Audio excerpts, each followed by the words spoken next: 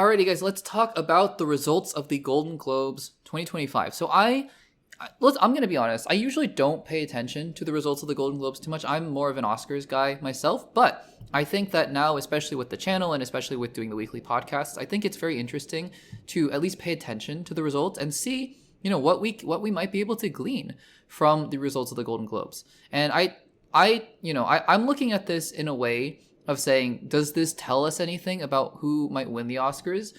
Does this give us a lens into what the results of the Academy Awards might be? And I think there are some interesting insights in here that I think we can talk about. But, I want to go through some of the categories. In fact, I have an article pulled up here where I have, I believe, all the major categories and their winners. So we'll go through as many as I think is interesting to talk about here. We'll skim through some others. But again, I think that it's a very interesting exercise in thinking about, okay, do the results of the Golden Globe, can they forecast anything about the Oscars? Now, I was doing a little bit of research beforehand, and the interesting thing is that there is usually a decent bit of overlap between the Golden Globes, Best Picture winners, Best Actor winners, etc., and the Oscars. That being said, it's not even close to 100% match rate, right? I think that, I think one of the recent examples was Coda, for example. I don't think Coda won at the Golden Globes, which I think it ended up winning the Best Picture. That year, I think was a little weird, a little strange. To be fair, I think that was the COVID year. But anyways, I think that, it's important to keep in mind that it doesn't always line up. So just because something some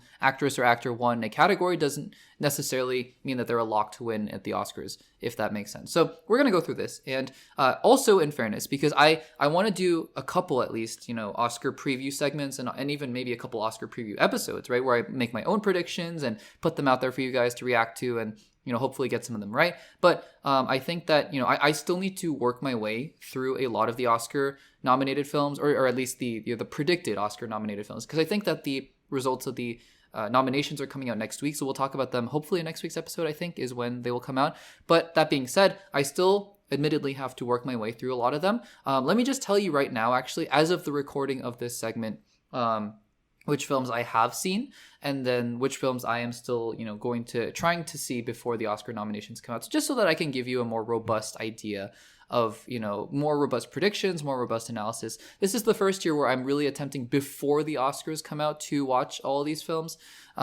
Usually I wait until after the Oscars are done to then sort of go back and see which films I want to watch after it's all finished. But this year, because of, just wanting to cover it more comprehensively, I wanted to go through them beforehand. So here's a list. I have a list here of Oscar films, and you can let me know if I've forgotten some of them, and which ones I should add to this list and which ones you think maybe aren't, part of this list. I'm looking at films that will likely, most importantly, be likely nominated for Best Picture, but also films that probably will win some acting categories as well, even if the films themselves are not nominated. So I have seen, and I'm just going in alphabetical order of this list. First up is Anora. I have seen Anora, and we'll talk more extensively about my thoughts about any of these films later on. The Brutalist I have not seen. A Complete Unknown I have not seen, though I am planning on seeing it hopefully soon. That's the Timothée Chalamet, Bob Dylan biopic. Conclave, as you guys probably know, based on my rankings of my top favorite films of 2024, I have seen Conclave. A Different Man, starring Sebastian Stan, I have not seen. Dune Part 2, obviously, I've seen. Emilia Perez, I am actually in the middle of watching. I've seen maybe a third of it so far on Netflix, and we'll talk about that again, at a later point. Gladiator 2, I put Gladiator 2 here because it popped up on a couple Oscar lists. Frankly, I would be a little surprised if it was nominated for Best Picture, but it's on some lists, so I have seen Gladiator 2. Nosferatu, again, popped up on a couple lists. I don't know if it'll be there. Maybe. It's in theaters right now. I don't have any interest, honestly, in seeing it in theaters. I might wait until it comes out. If it does come out before, on streaming or whatever, if it comes out before the Oscars actually happen, I don't know. We'll have to see about that. Frankly, I'm not a huge horror fan, so I don't have a huge desire to see horror films in theaters, but again, that's just me. A Real Pain I actually have seen, and that's the one with Jesse Eisenberg and Kieran Culkin, who Kieran Culkin was a winner at the Golden Globes yesterday. Sing Sing I have not seen, and The Substance I have not seen, and then Wicked I obviously have seen. Other websites have put out stuff like the Wild Robot as potential Oscar Best Picture nominations. I I don't necessarily know. This list feels pretty comprehensive to me, but again, you can let me know if I've missed a couple of them just based on my research. So let's go through the winners of the Golden Globes and see what we can find. First of all, best picture or best performance by an actress in a supporting role in any motion picture. Zoe Saldana wins for Emilia Perez. Selena Gomez also nominated for Emilia Perez, and Ariana Grande was another notable actress who was nominated there for Wicked as Glinda. So that's interesting. Best performance by an actress in a television series, musical, or comedy. Jean Smart won for Hacks. I don't think there's, a whole... KATHRYN HAHN was nominated in that category. I guess that's something of note. Best performance by an actor in a supporting role in any motion picture. That is Kieran Culkin for A Real Pain. So there you go. That's the one Kieran Culkin won.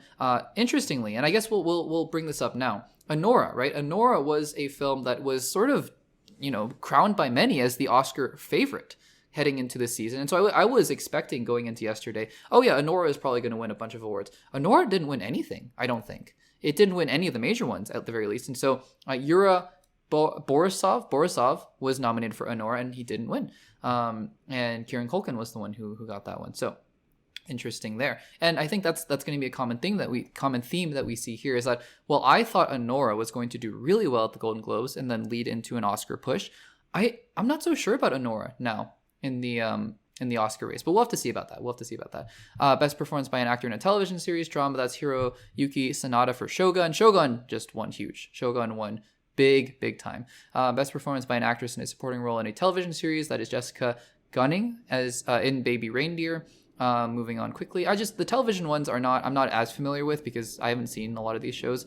So yeah, there's that. Best performance by an actor in a supporting role in a television series. And this one goes to Tadanobu Asano for Shogun. But guys, Harrison Ford was nominated here for Shrinking. And I talked about this in the last episode, but guys, please watch Shrinking. Please watch Shrinking. This is the best that Harrison Ford has ever been, in my opinion. I'm baffled, honestly, that Shrinking Season 2 didn't get nominated more than this. I'm just really baffled, honestly. It's crazy to me. Anyways, all that being said. Best performance by an actor in a television series, musical, or comedy, Jeremy Allen White, our new Rhoda the Hutt, as we talked about before, for The Bear. That's not a big surprise, I don't think. Best screenplay motion picture goes to Conclave, which is great. I think the Conclave script was great, was awesome. Anora, again, getting shout out. Emilia Perez also getting shout out. Real Pain, pretty good script as well. Jesse Eisenberg getting shout out. And The Substance also, Substance and the Brutal. So these are, I feel like this category in general is a pretty good hint as to what the final Best Picture list is going to look like, plus a couple. Like here, right, it's Conclave, Emilia Perez, Anora, The Brutalist, A Real Pain, The Substance, and then I would add on Dune Part 2 and Wicked, and maybe a couple more like Sing Sing, for example. So I think this is a pretty good idea of what you're going to get here at the Oscars. Stand-up, I'm not really going to... Ali Wong won stand-up, but again, I'm not too familiar with any of these. Best motion picture non-English is Emilia Perez. It's that classic, if a film wins Best Picture and it's a foreign film, then obviously it's going to win the foreign film category. This is the one, Colin Farrell, best performance by an actor in a limited series, anthology, series, or motion picture made for television. That is Colin Farrell as Oz Cobb, as Penguin. Amazing work, just fantastic. We talked about this ad nauseum on the channel, so... there is that. Best performance by an actress, same category. Jodie Foster, True Detective, Night Country. Really, that's good for her. I've heard a lot of great things about that series, and so really happy for her. Kristen Milioti also nominated here for The Penguin, and she didn't win. I think she did a fantastic job, but I've heard also rave things about Jodie Foster in True Detective, Night Country as well. Best performance by an actress in a motion picture, musical, or comedy. This one was a big one. It was Demi Moore for The Substance, which is great. That's awesome. I think, her speech was really moving, and the fact that this was her big, her big moment, and she really found her career revived, and people were calling her a popcorn actress before this, but she really came through here, which is awesome. Also, Cynthia Erivo nominated for Wicked here, but obviously did not win that one. Mikey Madison, Zendaya. Mikey Madison, everyone was like, Anora is going to win everything. Mikey Madison nominated here, did not win. And I think that is an interesting thing heading into the Oscars. Best performance by an actor in a motion picture, musical, or comedy. Sebastian Stan for A Different Man. Again, haven't seen that film yet, but, excited too. Jesse Eisenberg also nominated here. Hugh Grant for Heretic. Very interesting. Very, very interesting there. And then, Best Motion Picture Animated goes to a movie called Flow, which honestly, I'm not even going to lie, I haven't heard of this movie before. Inside Out 2, Moana 2, Wild Robot, Wallace and Gromit, interestingly, and Memoir of a Snail. All films I have heard of, and most 3 of them I have seen. But Flow? Never heard of it before. So interesting, because I had assumed it was going to be a race between Wild Robot and Inside Out 2. And personally, I think Inside Out 2 is better. That's just my opinion. But I think that everyone was kind of thinking Wild Robot was going to take it. But Flow, very interesting that another film has won that award. Best Director Motion Picture is the director Brady Corbett for The Brutalist. And again, same kind of deal, right? The Brutalist, Emilia Perez, Anora, Conclave, The Substance. And another film, All We Imagine as Light, is nominated here, the director of that. But again, I don't imagine that that's going to be nominated for Best Picture for the Academy Awards. We'll see. Best Original Score actually went to Challengers. And again, same kind of films, same kinds of films here. Conclave, Brutalist, Wild Robot, Emilia Perez, Dune Part 2. Hans Zimmer, by the way, getting his due for that one. Best Original Song came from Emilia Perez. For those of you who don't know, Emilia Perez is kind of a musical as well. So, there is that. And then let's moving on here. This category, I didn't even know it existed. Cinematic and box office achievement. I mean, great. I'm happy Wicked won, but like Wicked winning cinematic and box office achievement at the Golden Globes and winning nothing else feels lame. Like, this category just feels lame. Wicked, Alien Romulus, Beetlejuice, Deadpool and Wolverine, Gladiator 2, Inside Out 2, Twisters, The Wild Robot. It just feels like, hey guys, we know that you want to see your big films up here. You wanted to see Ryan Reynolds and Hugh Jackman maybe accept an award, so here you go. And it's like, okay, all right, calm down. So I think that's a little bit odd. I don't love this category having being there, and Wicked, just that's the only win that Wicked wins. Like, yeah, sure, Wicked is technically a Golden Globe winning film, but it won the Cinematic and Box Office Achievement Award. I think that's kind of silly. But anyways, Best Television Limited Series Anthology or Motion Picture Made for Television is Baby Reindeer, beating out The Penguin, by the way. Best Television Series Comedy or Musical is Hacks. And again, I haven't seen any of these new seasons of television. Hacks, Abbott Elementary, The Bear, The Gentleman, Nobody Wants This, Only Murders in the Building.